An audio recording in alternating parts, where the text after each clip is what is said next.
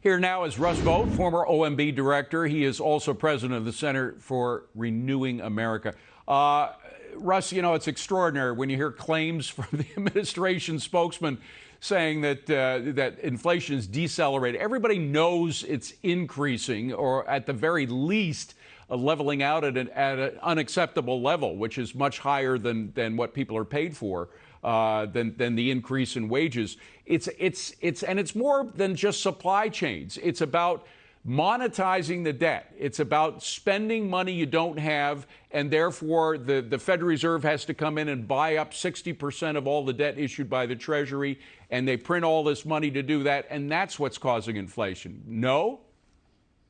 David, you're right. I mean, the reality is that their dishonesty is for a reason, and it is because they're in the midst of trying to pass a massive multi-trillion-dollar set of bills in the minute that we are experiencing as a country beginnings of historic levels of inflation, or particularly levels that we have not seen in several decades.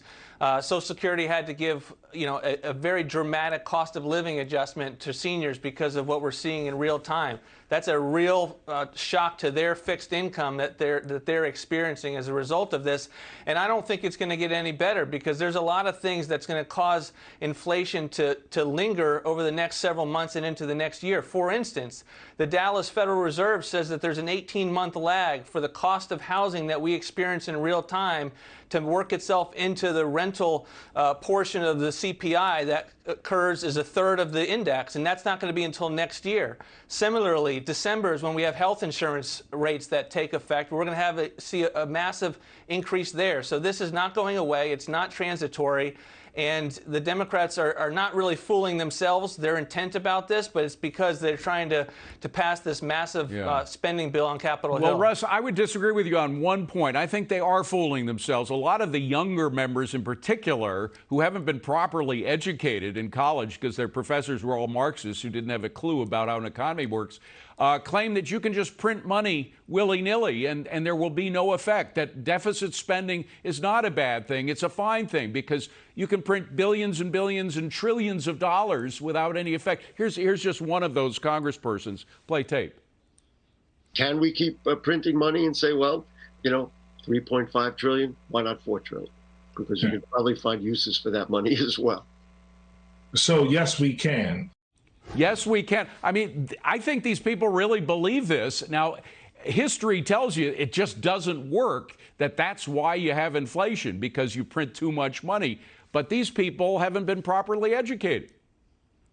They certainly haven't experienced an era of high inflation like the 1970s, in which President Biden came to Washington, D.C. for the first time, and his economic policy clearly was impacted at that point. The reality is that this is a tax on people living on fixed incomes. That's right. And that's one of the reasons why that I believe that this is part of a design, is because this is a way that ideologues have historically figured out a way to get out of the liabilities that the governments accrue and put it on the people that they have the hardest ability to tax. And so it's tragic. American people are going to start to they're experiencing it now. And this is at the time when wages are decreasing. They're down 2% since January. So this is going to continue to matter. Well, that's it. It's not just a tax on people on fixed income. It's a tax on every single working American who is underwater in terms of inflation eating any wage gains that they've had. They're losing money. Any working American now who has a salary is losing money every single week because of inflation. And it's got to stop, and it won't if they keep printing money willy-nilly without thinking there are any consequences. Russ, great to see you. Thank you so much for coming in. Appreciate it.